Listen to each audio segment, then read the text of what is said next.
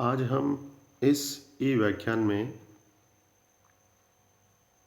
शैल कला या rock art के बारे में अध्ययन करेंगे।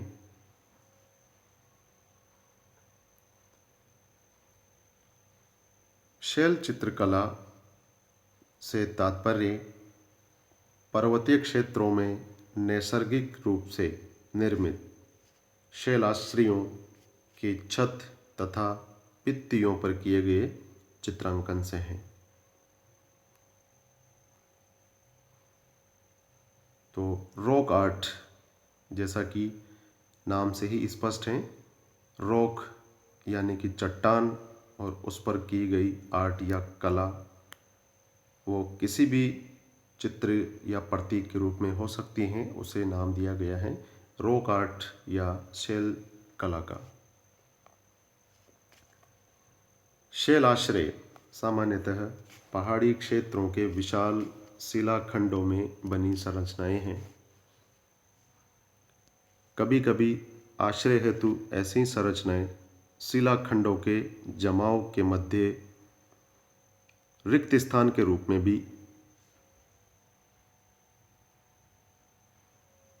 मिलते हैं तथा नदी घाटी में नदियों की जल राशि द्वारा कटाव से निर्मित कगारें भी इस दृष्टि से तत्कालीन मानव का आश्रय स्थल रही हैं। चमल नदी घाटी क्षेत्र में स्थित चतुर्भुज नाथ नाला मंदसौर मध्य प्रदेश तथा आलनिया जो कि कोटा में है, छाजा नदी बूंदी इस दृष्टि से उल्लेखनीय है। इस प्रकार शैलाश्रय प्रस्तर निर्मित छज्जनुमा ऐसी संरचनाएं हैं जो दोनों पार्श्वों तथा सामने की ओर खुली हैं तथा पीछे की ओर मूल चट्टान ऊर्ध्वाकार या तिर्यक रूप में ऊपर आच्छादन का कार्य करती हुई आगे की ओर निकली होती हैं। इनका प्राचीन काल में मानव ने आश्रय हेतु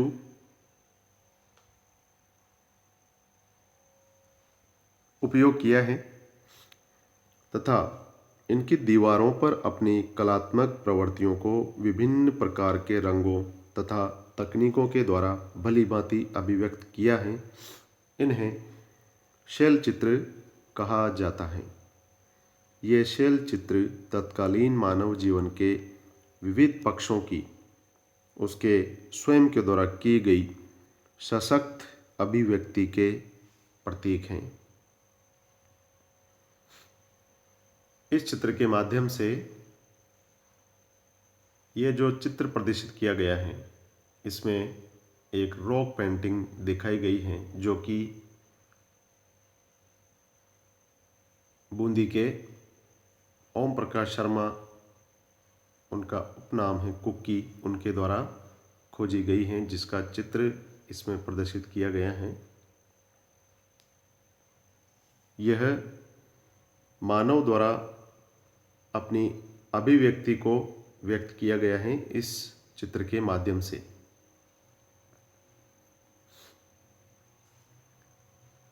विश्व संदर्भ में शैल चित्रों का सर्वप्रथम ज्ञान 1879 ईस्वी में दक्षिण पश्चिमी यूरोप में स्पेन की अल्तामिरा गुफा के शैल चित्रों की खोज से प्रारंभ हुआ माना जाता है, लेकिन भारतीय क्षेत्र में इनसे संबंधित अनुसंधान 1867-68 ईस्वी में ही आर्चीबाल्ड कार्लाइल द्वारा मध्य प्रदेश के रीवा जिले में सोहागी घाट के शैल चित्रों की खोज से प्रारंभ हो चुका था। इसके पश्चात 1880 ईस्वी में कार्लाइल एवं कॉकबर्न ने मिर्ज़ापुर जिले के शैल चित्रों की ओर ध्यान आकृष्ट किया। 1910 ईस्वी में एंडरसन ने सिंघनपुर के शैल चित्र खोजे। 1932 ईस्वी में हंटर ने पंचमढ़ी के शैल चित्रों का अध्ययन प्रस्तुत किया। तत्पश्चात D.H. Gordon, R.K. Verma, S.K. Pandey, V.S. Wakankar, V.N. Mishra Yashodhar Mathpal एवं इरविन न्यूमेयर आदि विद्वानों ने भारतीय शैल चित्रकला का व्यवस्थित अध्ययन किया। Doctor V.S. वाकणकर द्वारा भीमबेटका के शैल चित्रों की खोज महत्वपूर्ण सिद्ध हुई। चित्रांकित शैलाश्रय पश्चिमोत्तर में पाकिस्तान स्थित चारगुल से लेकर पूर्व में उड़ीसा तक तथा उत्तर में कुमाऊं की पहाड़ियों से लेकर केरल तक के क्षेत्रों में पाए गए हैं, लेकिन सबसे अधिक ये मध्य प्रदेश तथा दक्षिणी उत्तर प्रदेश के पठारी भाग में प्राप्त हुए हैं। मध्य प्रदेश के सतना, रीवा, सीधी, शहडोल, सागर, दमोह, होशंगाबाद, जबलपुर, भोपाल, मंदसौर आदि जिलों में सर्वाधिक चित्रित शैलाश्रय प्राप्त हुए हैं। रायसेन जिले में भीमबेटका के चित्रित शैलाश्रयों को यूनेस्को द्वारा विश्व सांस्कृतिक धरोहर के रूप में मान्यता प्रदान की है, जो इसके महत्व को अभिव्यक्त करता है। उत्तर प्रदेश में बगईखोर, कंडाकोट, लिखनिया, मलरूरिया, महदरिया आदि पुरास्थल इस दृष्टि से उल्लेखनीय हैं। राजस्थान में चंबल नदी घाटी क्षेत्र इस दृष्टि से महत्वपूर्ण सिद्ध हुआ है, जिसमें सैकड़ों ऐसे पुरास्थल प्रकाश में आए हैं। मध्य भारत में प्रसारित विंध्य श्रृंखला के शैलाश्रय क्वार्ट्जराइट पत्थर से निर्मित हैं। उत्तर प्रदेश में भी इसी प्रकार के शैलाश्रयों में चित्रांकन प्राप्त होता है, जबकि दक्षिण भारत में ग्रेनाइट चट्टानों के शैलाश्रयों में चित्रांकन किया गया है। पश्चिमी भारत के क्षेत्र में भी ग्रेनाइट के शैलाश्रयों में चित्रांकन मिला है। चित्रित शैलाश्रय सामान्यतः पहाड़ियों के किनारों पर जल स्रोतों के निकट होते हैं, क्योंकि ये प्रातः एवं सायंकाल में प्रकाशित रहते हैं। कभी कभी विशाल भूभाग पर दृष्टि रखने के लिए भी शैलाश्रय का चुनाव किया जाता है। जल स्रोतों के निकट स्थित शैलाश्रय में मानव को जल तथा वन्य जीव जो पानी पीने आते थे आसानी से सुलभ थे। इस प्रकार हम देखते हैं कि एक स्थल पर छोटे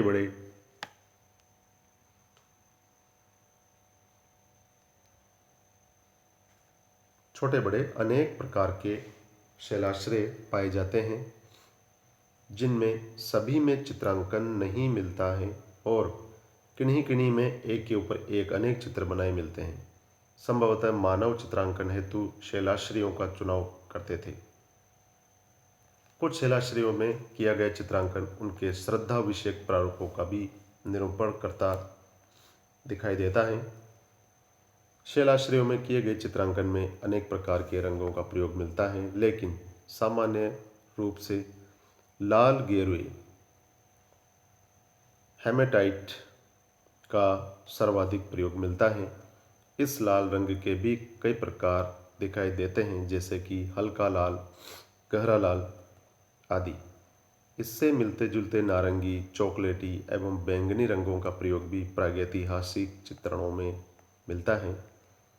सफ़ेद रंग खड़िया जिसको बोलते हैं, उसका प्रयोग भी बहुतायत से किया गया है। कहीं कहीं पीले, हरे एवं काले रंग का भी प्रयोग दिखाई देता है। भीमबेटका के शैलाश्रयों में हरे रंग का चित्रांकन निम्नतम स्तर क्रम में प्राप्त हुआ है, जिसे डॉक्टर V.S. वाकणकर ने उच्च पुरापाषाणकालीन माना है। ये सभी रंग शैलाश्रयों के निकटवर्ती क्षेत्र में सामान्यतः खनिज ढेले के रूप में सुलभ थे, जिन्हें घिसकर रंग तैयार किया जाता था। अनेक शैलाश्रयों में स्थित जमाव का उत्खनन किए जाने पर इस प्रकार के रंगों के घिसे हुए टुकड़े प्राप्त हुए हैं। यूरोपीय क्षेत्र में नुकीले उपकरणों से खुरचकर चित्रण की परंपरा उच्च पुरापाषाण काल से पाई जाती है। इस तकनीक से भारत में भी चित्रांकन किया गया है। पाटने महाराष्ट्र में स्थित के शुतुरमुर्ग के अंडशल्क पर खुरच कर किया गया चित्रण प्राप्त हुआ है, जो उच्च पुरापाषाणकालीन माना गया है। इसी प्रकार बेलन घाटी उत्तर प्रदेश से अस्थि पर निर्मित नारी या मातृ देवी की मूर्ति प्राप्त हुई है। चंद्रावती, जो कि गुजरात में स्थित है, वहाँ से डॉक्टर V.H. सोनवाने को मध्य पाषाण युगीन कोर पर खुरच कर बनाया हुआ रेखांकन प्राप्त हुआ है। दक्षिण भारत में ग्रेनाइट शिलाखंडों पर नवपाषाणकालीन शैल चित्र भी इसी तकनीक द्वारा निर्मित किए गए हैं। प्रागैतिहासिक मानव प्रकृति की गोद में रहकर प्राकृतिक स्रोतों से प्राप्त सामग्री पर निर्भर रहता था एवं जीवन यापन करता था। जिस वातावरण में वह रहता था, जिस प्रकार के पशुओं को देखता था या आखेट करता था, वही उसके चित्रण के विषय थे। परवर्ती काल में उसने इनमें अपने आप को भी शामिल कर लिया। प्रागैतिहासिक मानव आखेटक एवं संग्राहक था, अतः उसके चित्रण में भी यही विषय आए हैं।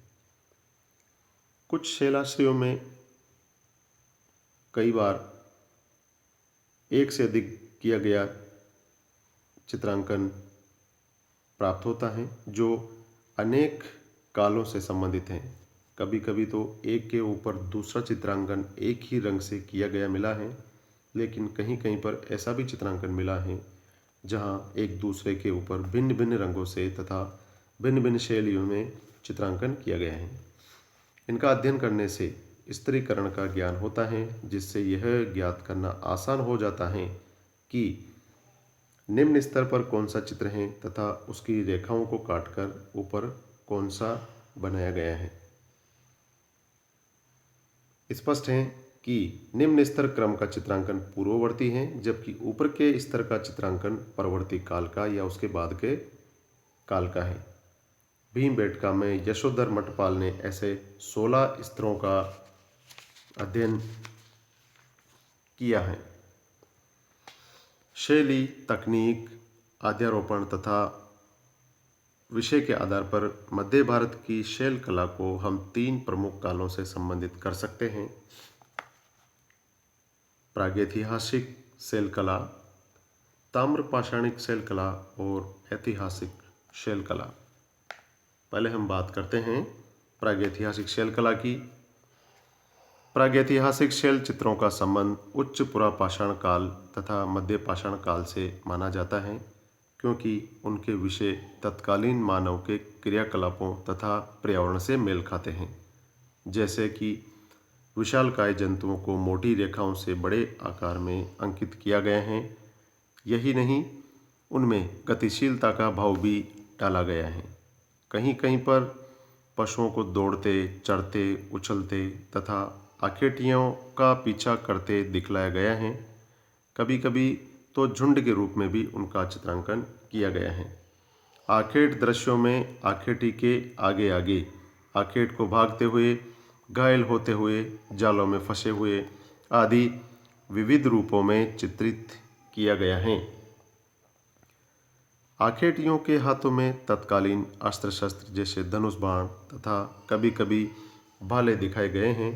इन दृश्यों के अतिरिक्त मानव को फल एवं मधु एकत्रित करते हुए, चिड़ियों का आखेट करते हुए, कछुआ, मछली आदि जलचरों को पकड़ते हुए दिखलाया गया है। कई दृश्यों में तो मानव समूह को अपनी सफलताओं, संभवतः आखेट क्रम में इस प्रकार की सफलता का जश्न मनाते हुए, नृत्य करते हुए भी चित्रित किया गया है। संभव है कि यह किसी उत्सव या समारोह का अंकन हो। इस प्रकार से प्रागैतिहासिक शैल चित्रों में आखेट एवं संग्रह के माध्यम से जीवन यापन करने वाले लोगों के क्रियाकलापों का चित्रांकन मिलता है। दूसरा जो है ताम्रपाषाणिक शैल कला का है। ताम्रपाषाणकालीन चित्रांकन में पालतू पशुओं के अंकन की प्रधानता पाई जाती है, जैसे कि ककुदमान बैल या हम्प्ड बुल। इनके सींगों में फीते एवं फूंदने बंधे हुए दिखाया गया है। बैलों पर सवार का अंकन किया गया है। इस युग में मानव पशु निकटता स्थापित हो गई थी। कलात्मक दृष्टि से पूर्व मध्यकालीन चित्रों से इस काल के चित्रांकन में ह्रास दिखाई देता है। तीसरा है ऐतिहासिक शैल कला। इस काल की कला पूर्वकालीन चित्रकला से पूर्णतः भिन्न है। इस काल में चित्रकार ने अपने आसपास के परिवेश के आधार पर नए विषयों को चुना है। इस काल में वह राजा महाराजाओं, सेनाओं, जुलूसों, शोभा यात्राओं, समारोहों से प्रभावित था। इसलिए उनकी सवारियों जैसे कि हाथी घोड़ों का सुसज्जित स्थिति में अंकन किया गया है। योद्धाओं को युद्धवेश में युद्धरत चित्रित किया गया है। सैनिकों के साथ सामान, अस्त्र शस्त्र, ढाल, तलवार आदि का चित्रांकन किया गया है। यही नहीं, इन चित्रों के साथ साथ तत्कालीन लिपि जैसे कि ब्राह्मी तथा शंख लिपि में लिखे लेख भी प्राप्त होते हैं। इस प्रकार प्राचीन काल के ये शैल चित्र अपने काल का वस्तुनिष्ठता के साथ प्रतिबिंबन करते हैं। प्रायः सामान्य अध्येता हेतु ये धूमिल स्थिति में उपलब्ध होते हैं। पर्यावरणीय परिवर्तन से इनका अस्तित्व संकट में दिखाई दे रहा है। इनका क्षरण या पतन जारी है, लेकिन मानवीय हस्तक्षेप ने तो संकट को और भी गहरा दिया है। वन्य प्रदेश में निवास करने वाले आदिवासी प्राचीन शैलाश्रयों में अपना निवास स्थान बना लेते हैं, उनमें भोजन बनाते हैं। धुएं से पूरा शैलाश्रय कृष्णवर्मी या काला हो जाता है। अनेक शैलाश्रय तो जानवरों के निवास स्थल पर बन गए हैं। आर्थिक युग की प्रवृत्तियों से अनेक चित्रित शैलाश्रय स्थलों पर पत्थर तोड़ने की मशीनें लग गई हैं। सीमेंट फैक्ट्रियों ने चूना प्रस्तर शैलाश्रयों में अनेक पुस्तलों के नामो निशान मिटा दिए हैं। कहीं कहीं पर्यटन के नाम पर ऐसे पुरास्थलों को मनोरंजन का केंद्र बना दिया गया है, जिससे उनके अस्तित्व पर संकट उपस्थित हो गया है। तो आज हमने इस ई व्याख्यान के माध्यम से रॉक आर्ट या शैल कला के बारे में अध्ययन किया। धन्यवाद।